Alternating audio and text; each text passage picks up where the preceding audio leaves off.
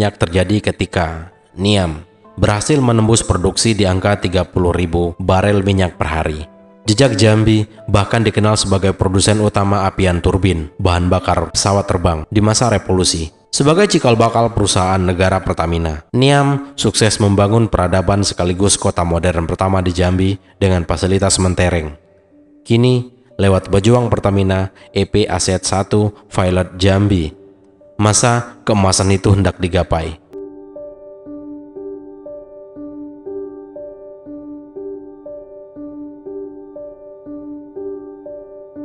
Sumur-sumur peninggalan Niam diremajakan, sejumlah terobosan digulirkan, berbagai inovasi diluncurkan. Lewat tim yang digawangi anak-anak muda, Pertamina EP Pilot Jambi memeras keringat, membangun peradaban baru, membina warga ex-kampung narkoba, hingga mendidik anak-anak rimba. Bersiap mengoptimalkan produksi gas untuk memenuhi kebutuhan listrik seantero Jambi. Sejarah minyak Jambi bukan hanya soal Pertamina. Di dalamnya ada jejak penjajahan Belanda, cerita sosial kaum peradaban modern, kisah ikhtiar dagang minyak untuk Republik. Berikut reportase jurnalis Jambi, Haryanto Channel, dikutip dari Jambi Link. Tulisan wartawan Muawin sejak September 2019 lalu.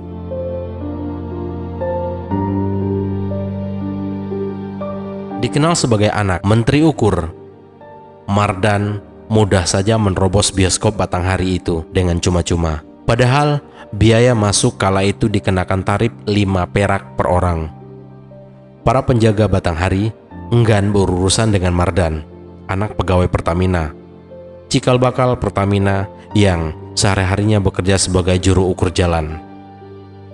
Mardan terkekeh mengingat kenakalannya di masa lalu saat bercerita di kediamannya di Komplek Pertamina Bajubang pada Sabtu 28 September 2019 lalu. Bajubang begitu makmur ketika itu. Dibangun Niam pada dekade tahun 30-an, Batanghari adalah nama bioskop di Komplek Pertamina Bajubang tersebut. Menjadi satu di antara simbol kemajuan, sekaligus kedikjayaan Bajubang. Bajubang mendadak menjadi sentra ekonomi. Orang-orang luar berduyun-duyun merapat. Seingat Mardan, Batanghari memutar film 3 kali dalam sepekan. Film diputar selepas maghrib. Sehari ada 2 sesi. Batanghari rupanya bukan satu-satunya bioskop di Komplek Bajubang itu. Ada bioskop khusus untuk kalangan bos-bos. Tempatnya di rumah dinas pimpinan Pertamina. Orang-orang yang menyebutnya gedongan. Lokasi itu berada di ujung kaki bukit, persis di depan lapangan golf, kawasan elit Komplek Pertamina Bajubang. Di gedongan itu tersedia alat pemutar film, layaknya Batanghari. Bahkan alat-alatnya jauh lebih canggih dan modern di zaman Niam. Gedongan adalah tempat persamuan orang-orang Belanda. Budaya itu menurun hingga ke era Pertamina. Disinilah tempat nongkrong petinggi-petinggi Pertamin golongan 9 ke bawah. Sementara bioskop untuk mereka para warga kampung dan pegawai Pertamin golongan 10 ke atas. Tempatnya di Batanghari itu. Setelah film dijalankan, bioskop Batanghari diputar, lalu gulungan kasetnya diangkut ke gedongan. Batanghari adalah bioskop pertama dan termodern di Jambi. Nama Kabupaten Batanghari terinspirasi salah satunya dari nama bioskop itu. Bukan hanya Mardan, Yunita, juga seorang pedagang nasi di Komplek Bajubang, juga turut menjadi saksi kejayaan minyak di sana. Kendati baru masuk Bajubang di era tahun 80-an. Perempuan parubaya itu masih ingat ketika saban hari dagangannya selalu ludes. Bahkan di akhir pekan, ia acap kali tidak sempat membuka kedainya. Kenapa? Karena jualan selalu habis diborong. Biasanya, si pemborong adalah bos-bos Pertamina. Mereka kerap bersedekah untuk jemaah gereja yang bersembahyang di Komplek Pertamina itu. Puncak kejayaan Bajubang menurut Jambi Pilot Manager Pertamina Epi Gondo Irawan memang ditandai ketika Niam sukses memproduksi minyak secara besar-besaran di lapangan Jambi. Gondo, begitu pria kelahiran Jambi itu disapa, mengatakan produksi minyak melimpah-limpah terjadi di era tahun 1948 hingga 1960. Angka produksi bahkan pernah mencapai puncak pada tahun 1954. Kala itu, Niam sukses memproduksi minyak di angka 30.000 barel per hari. Disitulah masa kejayaan. Produksinya terbesar, kedua setelah Pangkalan Susu. Diwawancarai pada 26 September 2019 lalu, Bajubang seketika menjadi kota modern. Bule-bule Belanda yang bekerja di Niam ramai-ramai memboyong istrinya ke sana. Semua fasilitas mentereng dibangun, mulai dari gedung bioskop, kolam renang, lapangan golf, gedung pertemuan, gereja, masjid, hingga rumah sakit. Konon, rumah sakit Pertamina Bajubang adalah satu-satunya tercanggih dan termodern. Semua orang dari berbagai daerah datang berobat ke sana. Komplek ini terhampar di lahan sekitar 2 hektar, layaknya rumah sakit masa kini. Di sana ada ruang perawatan, ruangan IGD, ruangan ICU, bahkan ruangan VIP. Peta-peta ruangan itu masih terlihat jelas. Ruang perawatan untuk kelas bawah misalnya, bisa ditengok dari dinding bangunan yang terbuat dari kayu. Rumah sakit itu kini tak bertuan, hanya gedung bagian paling depan sempat dipakai sebagai poliklinik Pertamina. Berjarak 500 meter dari sana berdiri tegak gereja Oikumene. Gereja itu diresmikan pada 16 September 1973 oleh Kepala Lapangan Jambi. Bangunan itu juga terlihat kokoh. Kursi-kursi yang berasal dari kayu jati pilihan itu masih terlihat utuh dan kinclong. Sampai sekarang, gereja ini pun masih dipakai.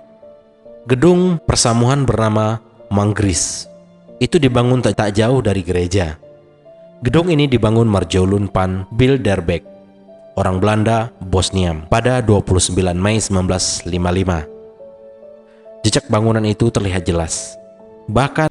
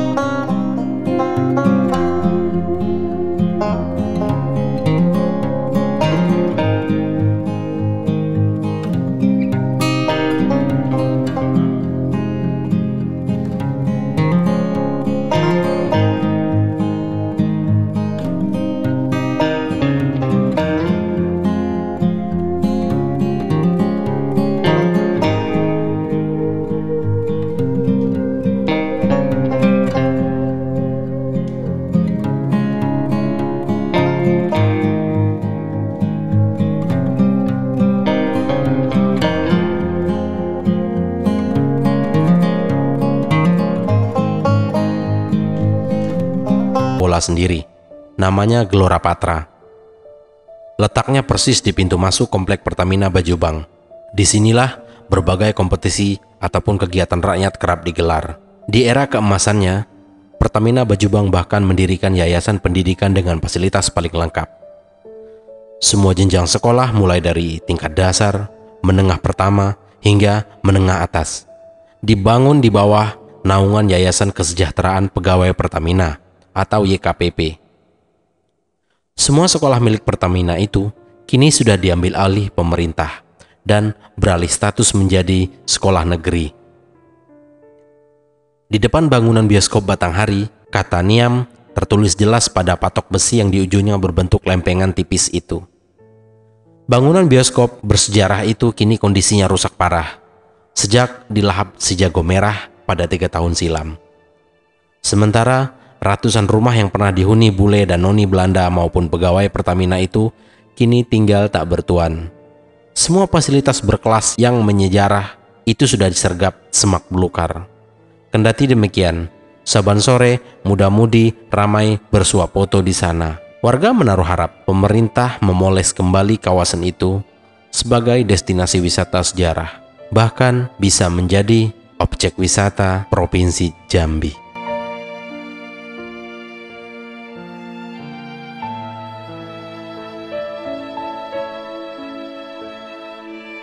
Oke teman-teman, itulah kisah cerita singkat dari ex Komplek Pertamina Bajubang. Tidak lupa saya ingatkan kembali, bantu support channel ini dengan cara menekan tombol subscribe di kanan bawah, like jika kalian suka, dan share jika menurut kalian bermanfaat. Sarah Haryanto pamit, wassalam.